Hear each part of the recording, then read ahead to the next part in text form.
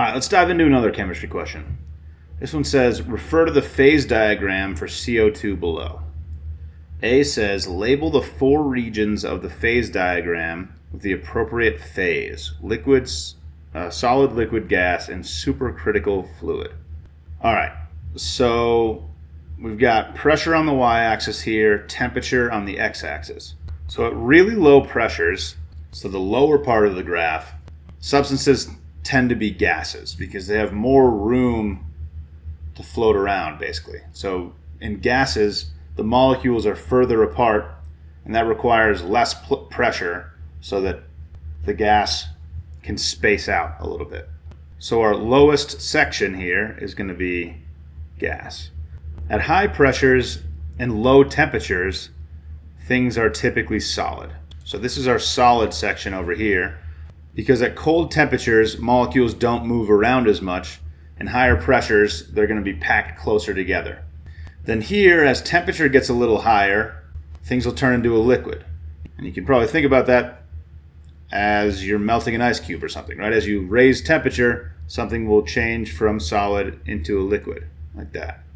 And then up here in this top left corner, we have something called a supercritical point, where temperature and pressure is so high that substances won't act like a liquid or a gas, and they'll act like something called a supercritical fluid, where they have some properties of liquid, some properties of gas, and just behave in strange ways. But that's going to happen up here, and that's our supercritical fluid region.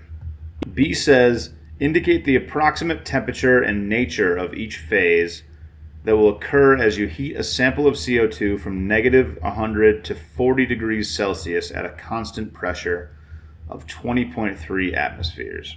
All right, so let's take 20.3 atmospheres right here and draw a dotted line across that particular pressure. So at the lowest temperature, at negative 100 degrees Celsius, we're still in the solid region. And then we cross that line into liquid once we hit about negative 56.7 degrees. So we'll be solid from negative 100 degrees to negative 56.7 degrees, and then moving across the line will be liquid from negative 56.7 to, my line might be a little bent, but it's not that far past 0, like maybe, I don't know, I'm going to estimate that as about 10 degrees Celsius, something like that. And then will be a gas from about 10 degrees Celsius tells us to go up to 40 degrees Celsius, so 40 degrees Celsius. Then it tells us to label on the figure and define the critical and triple points.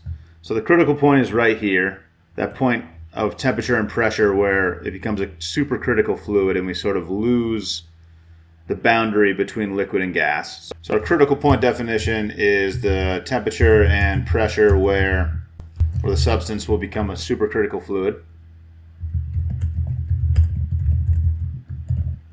And then we've got our triple point right here where all 3 lines meet. And that is the temperature and pressure where solid, liquid, and gas are in equilibrium. So small changes in temperature or pressure could send it in any direction depending on those changes. And that's how a phase diagram works.